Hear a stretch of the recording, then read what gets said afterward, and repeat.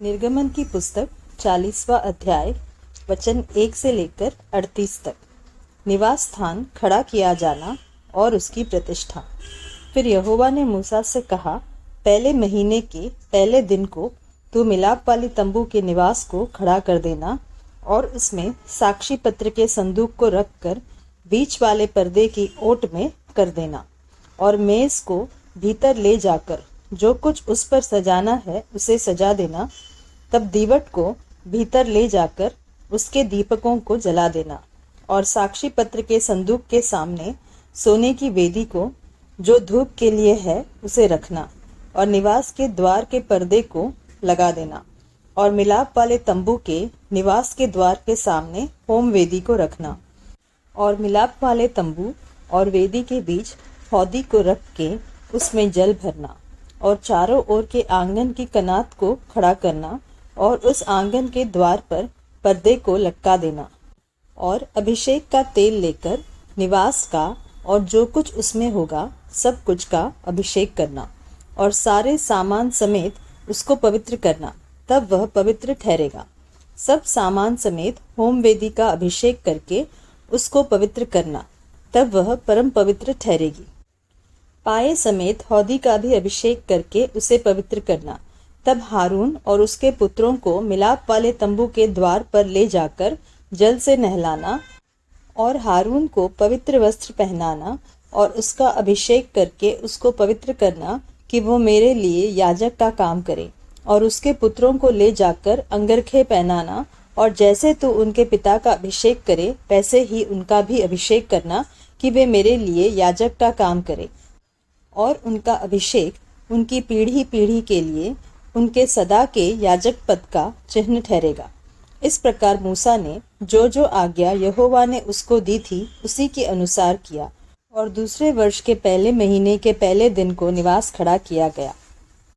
मूसा ने निवास को खड़ा करवाया और उसकी कुर्सियां धर उसके तख्ते लगा के उनमें बेड़े डाले और उसके खंभों को खड़ा किया और उसने निवास के ऊपर तंबू को फैलाया और तंबू के ऊपर उसने ओढ़ने को लगाया जिस प्रकार यहोवा ने मूसा को आज्ञा दी थी।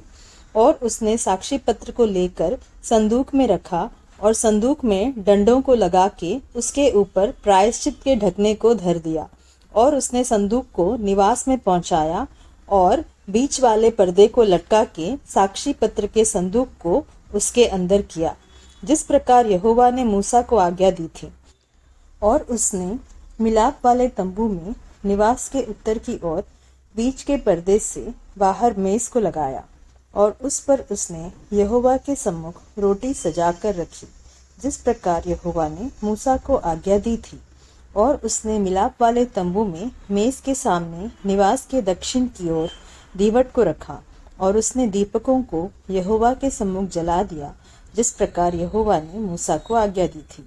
और उसने मिलाप वाले तंबू में बीच के पर्दे के सामने सोने की वेदी को रखा और उसने उस पर सुगंधित धूप जलाया जिस प्रकार यहोवा ने मूसा को आज्ञा दी थी।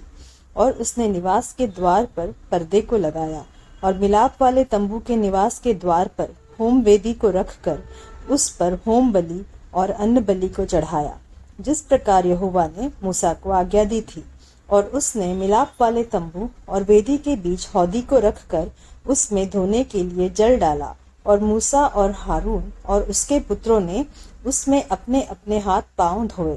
और जब जब वे मिलाप वाले तंबू में या वेदी के पास जाते थे तब तब वे हाथ पांव धोते थे जिस प्रकार यहोवा ने मूसा को आज्ञा दी थी।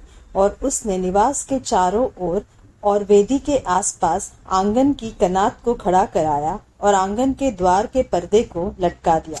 इस प्रकार मूसा ने सब काम को पूरा किया। मिलाप वाले तंबू पर बादल। तब बादल मिलाप वाले तंबू पर छा गया और यहोवा का तेज निवास स्थान में भर गया और बादल मिलाप वाले तंबू पर ठहर गया और यहोवा का तेज निवास स्थान में भर गया। इस कारण मूसा उसमें प्रवेश न कर सका।